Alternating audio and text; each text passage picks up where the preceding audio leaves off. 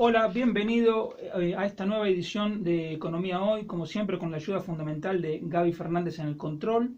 Recuerda que puedes ponerte en contacto conmigo a través de las redes sociales, tanto en Twitter como en Instagram, soy @diebarceló. En Facebook me encuentras por Barceló y Asociados y ese es también el nombre de mi canal en YouTube, Barceló y Asociados.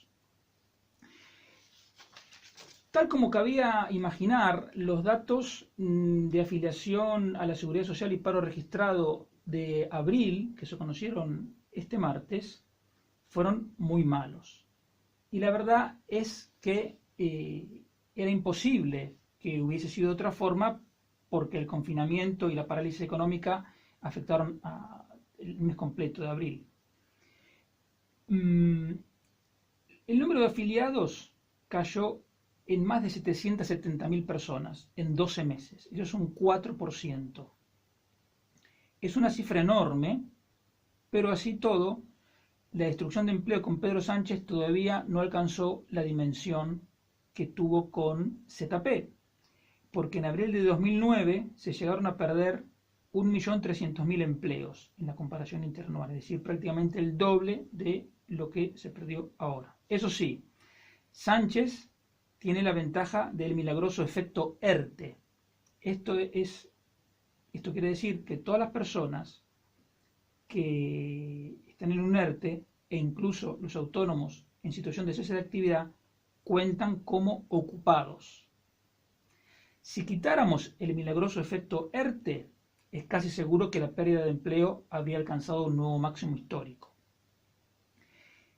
A pesar del efecto ERTE, en la construcción se perdieron 1 de cada 10 empleos. Y la caída de empleos en los servicios, que fue de más de 540.000 personas, aunque porcentualmente no parezca tan grave porque es del 3,7%, es decir, menos que la media general, es la mayor caída que registra toda la serie histórica.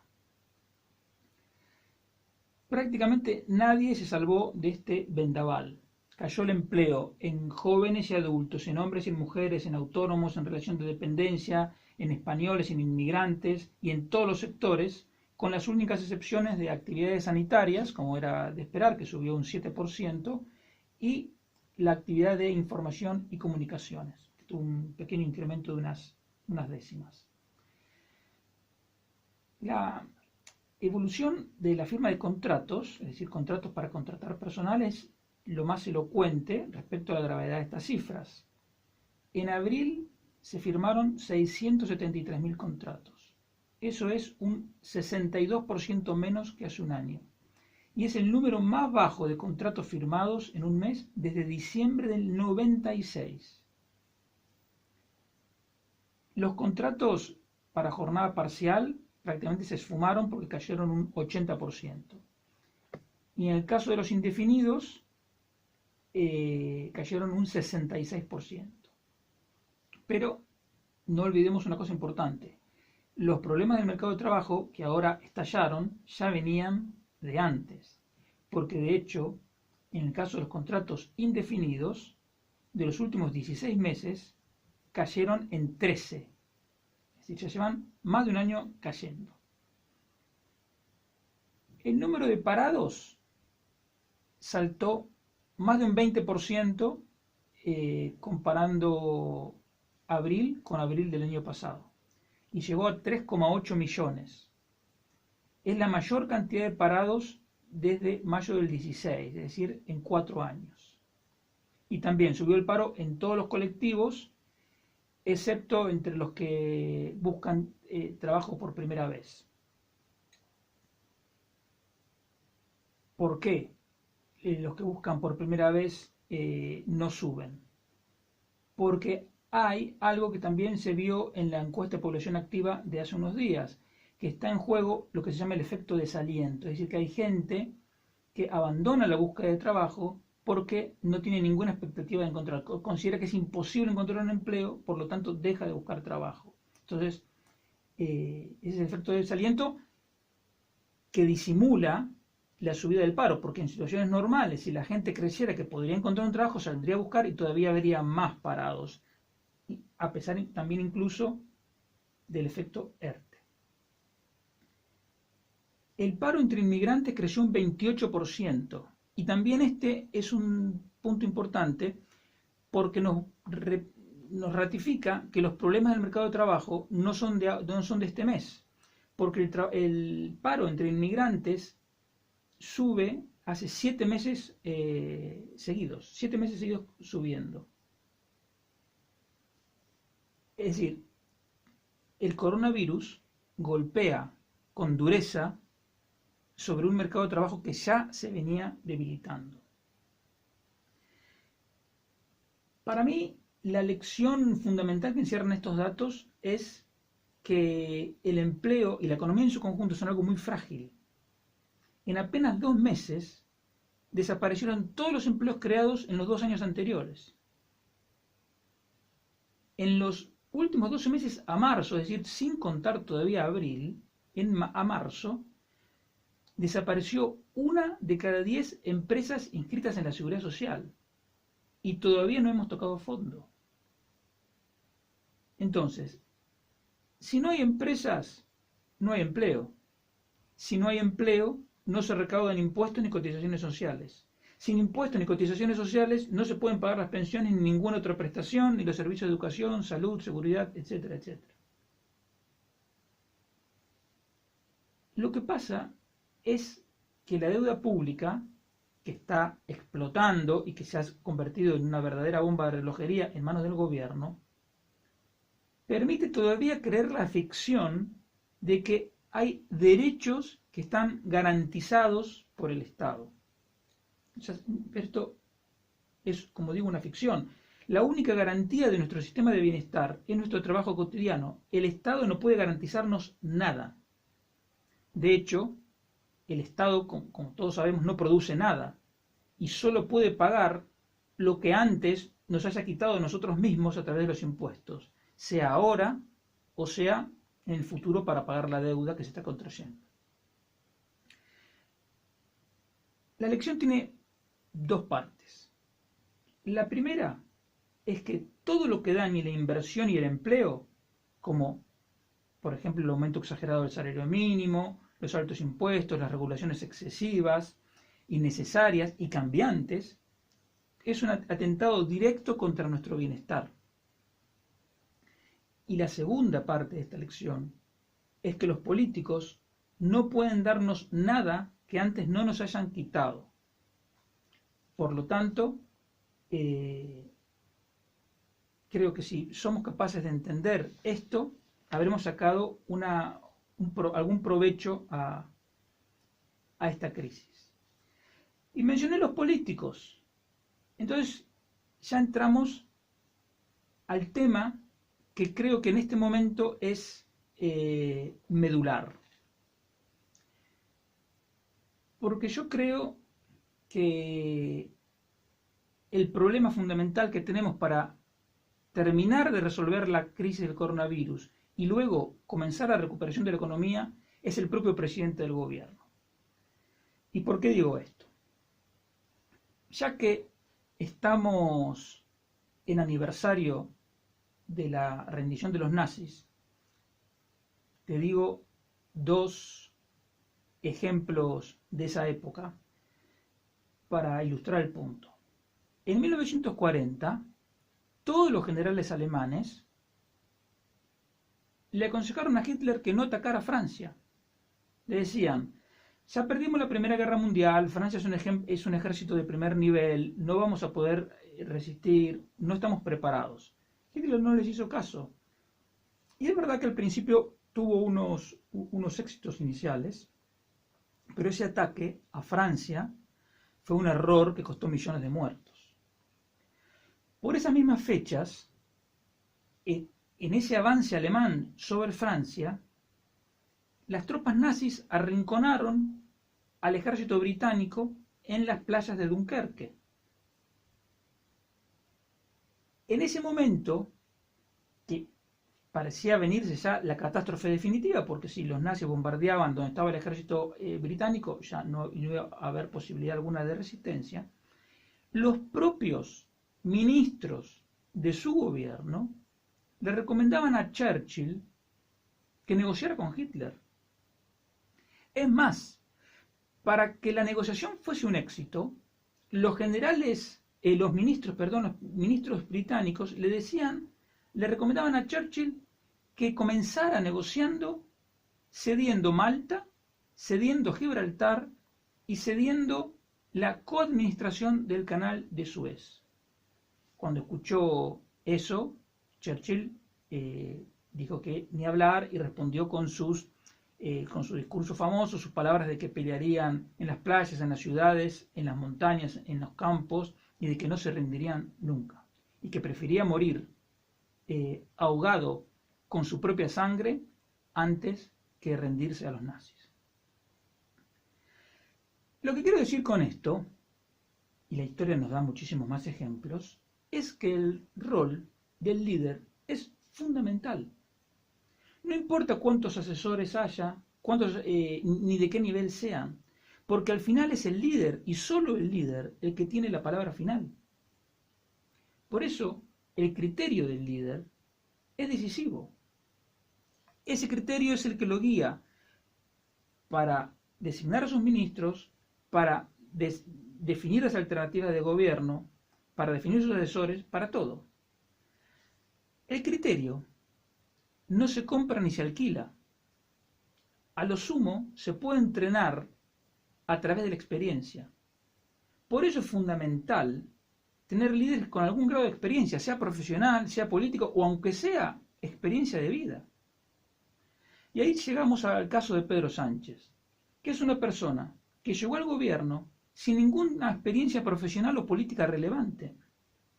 Además, con 40 y pocos años, tampoco podía tener una gran experiencia de vida. Pensemos, por ejemplo, Konrad Adenauer, cuando empezó a ser canciller alemán, tenía 67 años, más de 20 años más que Pedro Sánchez. Sin embargo, hubo 10 millones de votos, 7 del PSOE y 3 de Podemos, que lo ratificaron a Sánchez como presidente del gobierno. También es verdad que hizo falta la soberbia de Albert Rivera, que en su ensoñación de superar al PP se negó a hablar con Sánchez y le dejó el camino libre para pactar tanto con los comunistas como con los separatistas golpistas. Pero yo me quiero concentrar en la falta de criterio de Sánchez, porque esa falta de criterio fue la que le hizo subir exageradamente el salario mínimo, más del 30% en 2 años, que ya cuesta más de 61.000 empleos solamente en el sector del servicio doméstico. Fue el mismo criterio que lo llevó, o falta de criterio, que lo llevó a acelerar el aumento del gasto público, motivo por el cual no se cumplió la meta de déficit fiscal. Para 2019, Rajoy y Montoro habían dejado pactada con Bruselas una meta de déficit equivalente al 1,3% del PIB. Sánchez pidió elevar esa meta al 2%, pero ni aún así cumplió, porque el aumento del gasto público fue tal que el déficit quedó en 2,8%, o sea, más del doble que la meta inicialmente pactada por Rajoy y Montoro. Esa misma falta de criterio de Sánchez es la que le llevó a elegir como ministro de Sanidad a un estudioso de la filosofía sin ningún antecedente en materia sanitaria. Y esa misma falta de criterio fue la que le hizo alentar manifestaciones contra el criterio profesional, que luego se negara la pandemia y que se decretara tarde y mal el estado de alarma. La falta de criterio de Sánchez hizo que se anunciara sin necesidad la centralización de compras de material sanitario en un ministerio, el de Sanidad, que normalmente no compra nada, porque los que compran son las consejerías de las respectivas comunidades autónomas. Por lo tanto, de ahí se derivó el desabastecimiento de mascarillas, gel y otro material. La misma falta de criterio de Pedro Sánchez es lo que está detrás de que el gobierno avance sin plan, con marchas y contramarchas, falseando información y espiando a ver qué hacen otros gobiernos europeos para no quedar en evidencia. Ni siquiera sabemos cuántos muertos ha costado toda esta improvisación. Con cifras del 7 de mayo, el gobierno nacional cuenta 26.070 fallecidos por coronavirus. Pero, sumando los datos oficiales de las autonomías, se llega a más de 40.500 muertos. Miren la cuenta de Twitter de Luis del Pino, donde todos los días actualiza los datos según la información de las comunidades autónomas, porque no hay ningún secreto. Lo que ocurre es que el gobierno cuenta únicamente los muertos fallecidos en hospitales, mientras que, por ejemplo, la Comunidad de Madrid y la Generalitat de Cataluña cuentan también, incluyen todos los muertos por coronavirus, los que mueren en su casa, los que mueren en residencias, y hay otras comunidades como las dos Castillas, Navarra, Galicia, que también incluyen los datos de las residencias. Entonces, solo con eso, si no tenemos ni siquiera bien, con precisión, el dato de fallecidos, mal se puede hacer un plan de desescalada. ¿Alguien puede creer que esa misma falta de criterio con la que se cometieron todos estos errores que estoy mencionando puede ser útil para la recuperación de la economía? La ministra Calviño habló de una V asimétrica. Yo creo que lo único que puede significar esa V asimétrica es que este gobierno es mucho más hábil para destrozar la economía que para ayudar a recuperarla. La única certeza que podemos tener en este punto es que cuanto más tiempo continúe Pedro Sánchez en el gobierno, mayor será el daño económico y social de esta crisis. Más aún, cuando el principal socio tiene como objetivo final cambiar nuestro sistema de libertades por otro similar al de la Venezuela bolivariana. Hay gente a la que esto todavía le puede resultar exagerado o digamos, una idea extremista de un ultra o lo que sea. Yo te recomiendo lo siguiente: si tú dudas de cuáles son los objetivos finales del vicepresidente Pablo Iglesias, vete a YouTube y teclea Pablo Iglesias, Ateneo de Madrid. Te va a aparecer un vídeo y míralo desde el minuto 2:20. Minuto 2:20 segundos. Y ahí te explica cuáles son los 7 puntos de gobierno, que son salir del euro, devaluar, no pagar la deuda, nacionalizar la banca, compañías eléctricas, transporte, incluso modificar el código penal para que sea un delito el transferir el dinero al extranjero. Bueno, eso lo decía Pablo Iglesias abiertamente hace 6 años. Entonces, hay que tener mucha precaución, porque yo no creo que haya cambiado de idea. Es más, las declaraciones que hace hoy Pablo Iglesias en el Financial Times, ya no estamos hablando de un medio de comunicación local, ya estamos hablando del Financial Times, que es un periódico global, que se edita en Londres, pero pertenece a una compañía japonesa, es global. Y él está diciendo que la Unión Europea, de los recortes, la austeridad y la falta de solidaridad, ha muerto.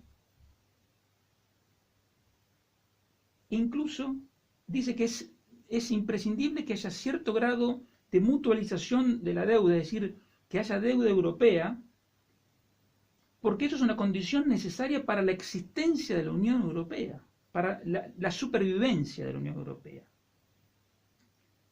Y el tercer punto gordo de la entrevista que le hacen a Pablo Iglesias en el Financial Times es que promueve una renta mínima a nivel europeo.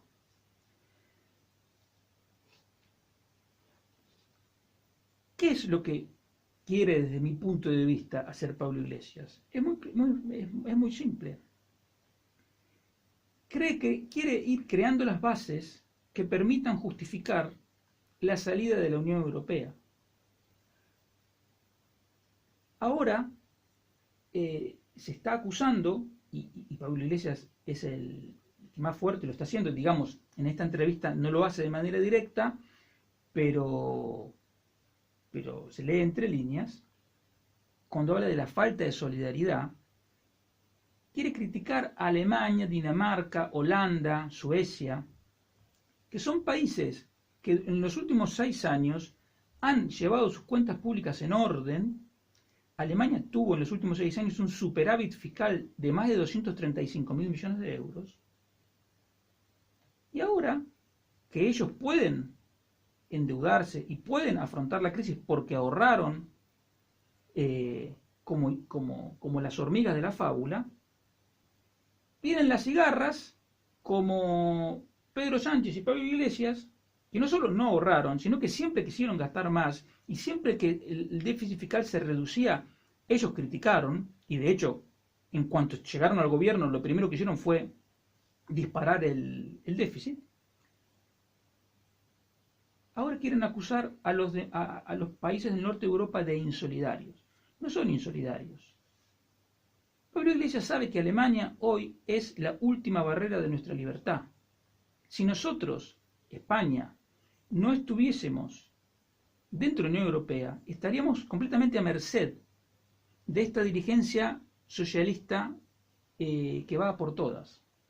Una dirigencia socialista que tiene crecientes tics autoritarios que van desde manipular rueda de prensa hasta eliminar el portal de transparencia, hasta subvencionar, digamos, a medios de comunicación para acallar críticas, que hay columnistas como Alfonso Ucía y otros que han sido despedidos por criticar al gobierno.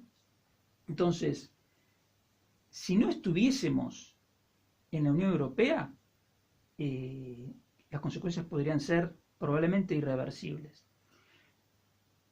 Entonces, ¿cuál es la estrategia? Yo creo que va por dos lados. Por un lado, atacar a los países del norte de Alemania pidiendo cosas que sabemos que no nos pueden conceder porque ninguna persona en sus cabales lo podría dar. Porque lo que quiere el gobierno español, también el italiano, y creo que también el francés, es que Europa se endeude para regalarnos el dinero, no para que nos preste dinero bajo determinadas condiciones, sino para que nos lo regale. Entonces, si uno se pone en la piel de un alemán, de un contribuyente alemán, sueco, danés, austríaco, holandés, dice, pero nosotros estuvimos llevando las cuentas públicas en orden, Alemania redujo su deuda pública y ahora nos vamos a endeudar para regalarle el dinero a los españoles, italianos y franceses. No tiene ningún sentido. Eso no tiene ningún sentido. Entonces eso no es falta de solidaridad. Eso es sentido común. Entonces, esa es una estrategia. Pero la otra estrategia es la del gasto alocado. Porque el gasto alocado lleva a una deuda pública desbocada, que ya lo estamos viviendo. Y esa deuda pública desbocada nos puede llevar a la antesala de que sea impagable.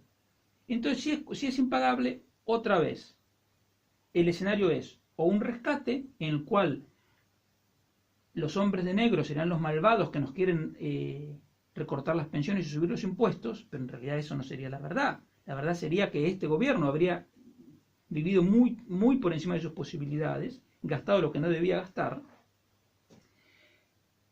Entonces, en cualquiera de los dos escenarios, sea confrontando con Alemania de manera directa, sea haciendo impagable la deuda pública, la estrategia apunta a crear las condiciones para retirar a España de la Unión Europea. Y no olvidemos que el Reino Unido ya se fue de la Unión Europea. Entonces, ahora ese camino está abierto. Y tú puedes pensar, bueno, pero eso sería una locura porque se complicarían todos los problemas. Claro, desde el punto de vista racional es evidente que se complicarían todos los problemas, pero estamos hablando desde el punto de vista de un antisistema. Desde el punto de vista de un antisistema que valora positivamente lo que se ha hecho en Venezuela, cualquier problema que se pueda generar, para ellos son costes asumibles. Entonces, aquí llegamos a la decisión injustificable, imperdonable de Inés Arrimadas, en dar un balón de oxígeno al gobierno de Pedro Sánchez. Si lo ha hecho simplemente para intentar recuperar un protagonismo político que los votos de los ciudadanos quitaron a Ciudadanos, al Partido Ciudadanos, sería realmente algo vomitivo. Pensar, insisto, en un rédito político en estas circunstancias. Pero si lo hizo pensando en que realmente puede condicionar a Pedro Sánchez, que es una persona que lo único que garantiza es una mentira continua y una incapacidad para gestionar, que todos los datos lo están demostrando, no podemos más que concluir que es esa decisión, ese apoyo es absolutamente irresponsable, aunque sea simbólico, porque la aprobación de la extensión de la prórroga del estado de alarma no dependía de esos votos. Pero, ¿qué va a hacer dentro de 2 semanas? ¿Va a volver a votar en contra como antes? ¿Va a seguir votando a favor? ¿Se va a abstener? Es cuando era el momento de reforzar el mensaje de que el gobierno lo está haciendo muy mal, de hecho el peor del mundo, porque en cantidad de sanitarios contagiados, en cantidad de fallecidos cada 100.000 habitantes, etc., el peor, hay políticos que piensan, no sé de qué forma, para llegar a acuerdos con un gobierno que, insisto, se caracteriza por los tics autoritarios que va teniendo. Y ahora ese pacto con Ciudadanos es la coartada para decir que ellos son personas que alientan el diálogo. Y esa decisión incomprensible de Inés Arrimadas me recordó un párrafo de un libro de Ron Paul. Ron Paul fue diputado en Estados Unidos durante muchas legislaturas, fue candidato en las primarias del Partido Republicano 3 veces, y en un párrafo de su libro Libertad Definida, La Libertad Definida, dice lo siguiente, leo: muchos entienden la política como el arte de llegar a acuerdos. Es cierto que algunos objetivos pueden negociarse, pero negociar el principio moral básico, que es que cada uno tiene derecho a su propia vida y a la propiedad del fruto de su trabajo, solo sirve para fomentar la idea de que la planificación del gobierno es mejor que las libres decisiones individuales. Aquellos que creen, sigo leyendo, que ceder un poco en el principio moral básico permitirá colmar las demandas de los autoritarios, de los que quieren vivir del presupuesto público y de los que quieren obtener privilegios del gobierno, se equivocan. Cuantos más les demos, más pedirán. Y esta idea de Ron Paul es el meollo de la situación actual. Aquí tenemos un gobierno que ha coartado la libertad en mayor medida que cualquier otro gobierno europeo, y dentro de ese gobierno tenemos un subgobierno que tiene una agenda comunista bolivariana.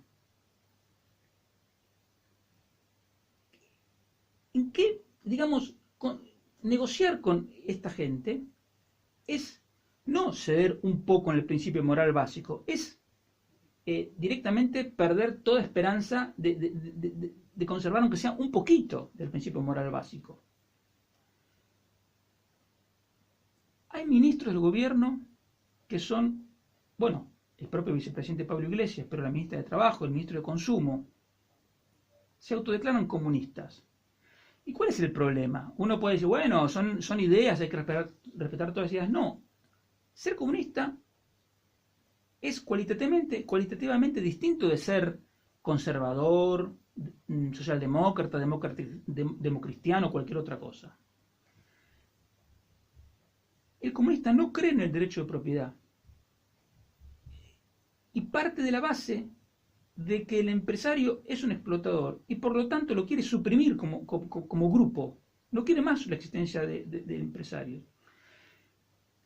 De ahí el drama que tengamos de que la ministra de Trabajo sea comunista, porque supuestamente tiene que arbitrar entre las posiciones de los trabajadores y de los empresarios cuando por su propia formación está diciendo que los empresarios son esclavistas. Entonces el error es, bueno, el primer error es la irresponsabilidad de Pedro Sánchez de haber metido a esta gente en el gobierno, con la complicidad de su partido, por supuesto, que se ha quedado sin decir nada. También, como mencioné antes, Albert Rivera, que no vio o no quiso evitar esto, pero ahora es la situación que tenemos. Entonces, insisto, seguir cediendo no nos va a garantizar nada más que penurias.